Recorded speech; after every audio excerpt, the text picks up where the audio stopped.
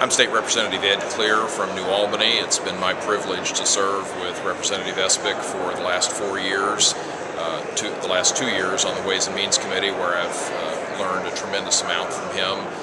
He's become something of a mentor. I've learned not only a lot about the process, but a lot about how to conduct myself in the House.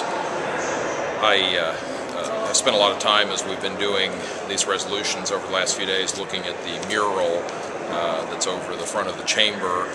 The title of the mural is "The Spirit of Indiana," and I think there are a few people who better exemplify the spirit of Indiana than Jeff Espich. And I've been thinking about, with each of the members who are retiring, where would they fit into the mural? And it finally dawned on me this morning where Jeff would fit into the mural. And if you look at the mural, you'll see there's an empty place to the left of William Henry Harrison. There's a canal boat, and I think Jeff's proper place in the mural would be standing on the deck of that boat with a steady hand on the rudder and in a place where he could keep his eye on the money. If you look at the mural, you'll know what I mean. My wife, Amy, is from Bluffton. She was born and raised in Bluffton.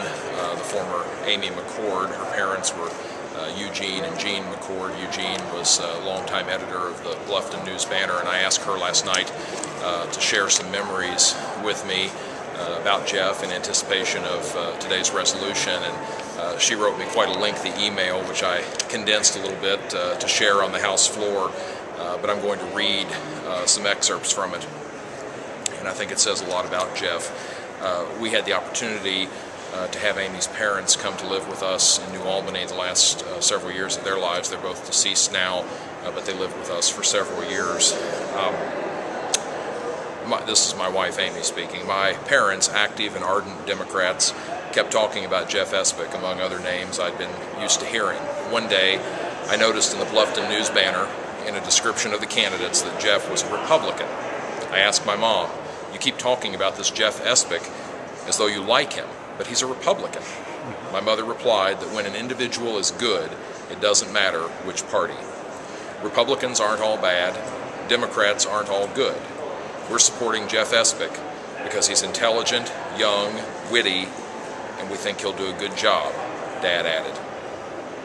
It was this conversation that started me to thinking about paying attention to the individual candidate rather than make sweeping decisions about voting for people because of party affiliation.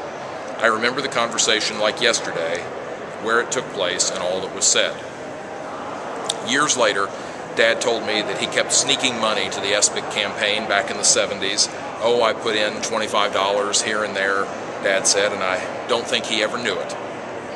Dad had been hired by the News Banner after the war because he was a Democrat. And for years, Dad was active in the party. Jeff surely knew that, but he didn't know that Dad had supported him and always said he was a wise leader and an excellent legislator. Jeff, likewise, apparently felt kindly toward my parents. When my mother died in 2009, he sent Dad a card in which he wrote some very thoughtful comments about Mom and Dad. It was a cheery card, jaunty even, with kind words about Dad's huge loss, and it told Dad that Jeff still remembered him fondly after years of Democrat versus Republican banter between them. Dad thought a lot of Jeff. Also, it pleased Dad that after so many years had passed, Jeff still remembered Dad's work as editor of the Bluffton News Banner. I'll always treasure the look on Dad's face when I told him Jeff had said that one day at the State House. I'm going to end with Eugene's words. This is Amy talking again and quoting her dad. After she got off the computer last night, she got back on when she remembered something else she wanted to share. She felt so strongly about it, she turned the computer back on and sent me a second email. And here's what she had to say. "Dad loved modern electronics, was fascinated by it, as I'm sure you remember. Well, he got a real kick out of watching the live feed at the State House. We'd tune in sometimes. I'd get the computer going and put it in his lap and he'd watch a while. He loved it. One time, as Jeff was speaking, Dad put his hand up to his mouth, nodded, and snickered. 'What's up?' I asked. Dad chuckled and said, 'He's still doing it.' I always said we had the smartest legislator in the State House in Jeff." Dad smiled and kind of chuckled some more. "Just listen to him. gosh, is he good. He's still the smartest legislator.